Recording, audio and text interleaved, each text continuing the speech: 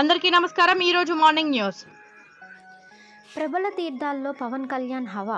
నిన్న కోనసీమ జిల్లాలో నిర్వహించిన ప్రబల తీర్థాల్లో ఎటు చూసినా డిప్యూటీ సీఎం పవన్ కళ్యాణ్ ఫ్లెక్సీలే దర్శనమిచ్చాయి. కొత్తపేట మండలంలో వరిచేల మధ్య నుంచి ప్రభలను ఊరేగించారు. ముందు భాగంలో శివుడి ప్రతిరూపమైన వీరభద్రుడు, వెనుక వైపు పవన్ కళ్యాణ్ ఫోటోలను ఉంచారు.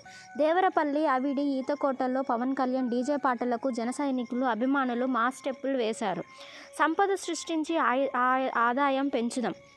సిబిఎన్ గత ప్రభుత్వం అమరావతిని భ్రష్టు పట్టించిందని, పోలవరాన్ని గోదావరిలో కలిపిందని సీఎం చంద్రబాబు మండిపడ్డారు. రాష్ట్రంలో స్థానికులు పెట్టుబడులు పెట్టేందుకు వెనుకాడే పరిస్థితి తెచ్చారు. మేము పెట్టుబడులు తెచ్చి అభివృద్ధి చూపిస్తాం. సంపద సృష్టించి ఆదాయం పెంచుదాం. ఆదాయం పెరిగితే పథకాల ద్వారా పేదరికం నిర్మూలించవచ్చు. స్వర్ణాంధ్రప్రదేశ్ విజన్ 2047 లక్ష్యంగా పనిచేస్తున్నామని వెల్లడించారు. 2047 నాటికి ఏపీ తలసరి ఆదాయం 5.58 లక్షల 14,000. ఏపీ ప్రభుత్వం రాష్ట్ర తలసరి ఆదాయం 2.68 లక్షలుగా ఉందని సీఎం చంద్రబాబు చెప్పారు. 2047 నాటికి ఈ మొత్తం 58.14 లక్షలకు చేరుకుంటుందని అంచనా వేశారు.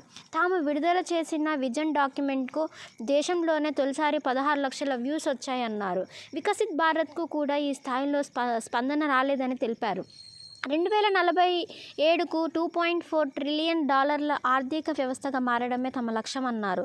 మోదీ, కేజ్రీవాల్ ఢిల్లీకి ఏం చేశారు రేవంత్. ప్రతి ఏటా 2 కోట్ల ఉద్యోగాలు ఇస్తామన్న పీఎం మోదీ ఇప్పటి వరకు 7 లక్షలే ఇచ్చారని టీజీ సీఎం రేవంత్ విమర్శించారు.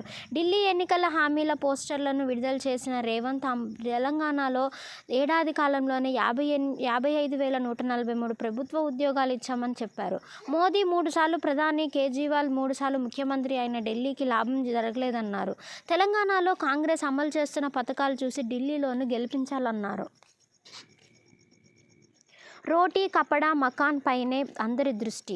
రోటీ, కపడా, మకాన్, ఫుడ్, క్లోతింగ్ అండ్ హౌసింగ్ అనే 3 అంశాలే రానున్న బడ్జెట్లో ప్రధాన అంశాలు కానున్నాయి. ఎందుకంటే వీటి కల్పన విషయంలో ప్రస్తుతం దేశం ఆర్థికంగా సవాళ్లను ఎదుర్కొంటుంది. మరి ఈ సవాళ్లను ఆర్థిక మంత్రి నిర్మలా సీతారామన్ ఎలా ఎదుర్కొంటారు? కొత్త బడ్జెట్లో ఈ అంశాలపై ఏం చేయొచ్చు? ఈరోజు సొంత ఇల్లు, కారు లేవు అఫిడవిట్లో కేజ్రీవాల్. ఢిల్లీ అసెంబ్లీ ఎన్నికల నేపథ్యంలో ఇవాళ నామినేషన్ చేసిన కేజ్రీవాల్ తనకి 1.73 కోట్ల ఆస్తులున్నట్లు అఫిడవిట్లో పేర్కొన్నారు. ఇందులో 2.96 లక్షల సేవింగ్స్, 50,000 నగదు ఉన్నట్లు ప్రకటించారు. స్థిరాస్తుల విలువ 1.7 కోట్లని తెలిపారు. తనకు సొంత ఇల్లు, కారు లేవని అందులో పొందుపరిచారు. న్యూఢిల్లీ నుంచి బరిలో నిలిచిన కేజ్రీవాల్ 2020 ఎన్నికల్లో తన ఆస్తుల విలువలను 3.4 కోట్లుగా ప్రకటించారు. కేటీఆర్పై ఈడీ ప్రశ్నల వర్షం. ఫార్ములా ఈ కార్ రేస్ కేసులో మాజీ మంత్రి కేటీఆర్ ఈడీ విచారణ కొనసాగుతుంది.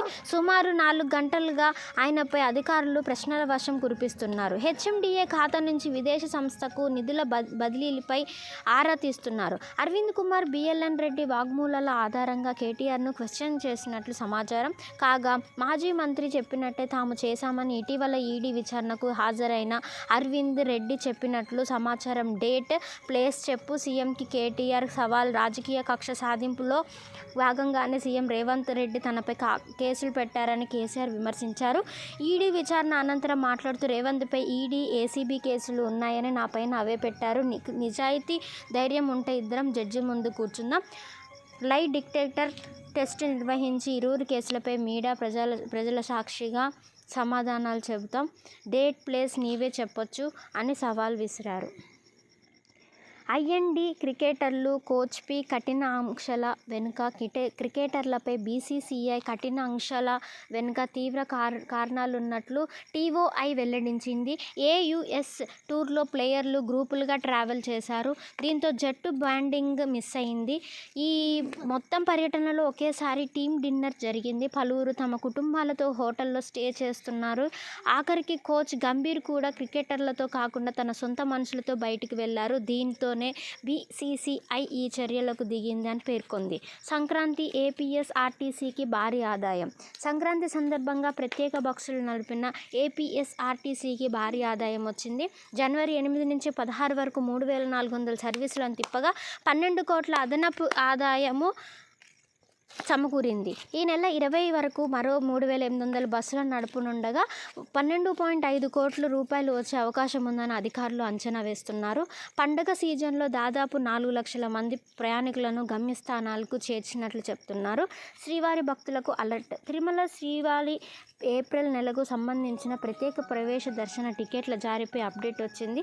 ఈ నెల 24న ఉదయం 10 గంటలకు 300 రూపాయల టికెట్లను విడుదల చేయనున్నట్లు ఆలయ అధికారులు తెలిపారు.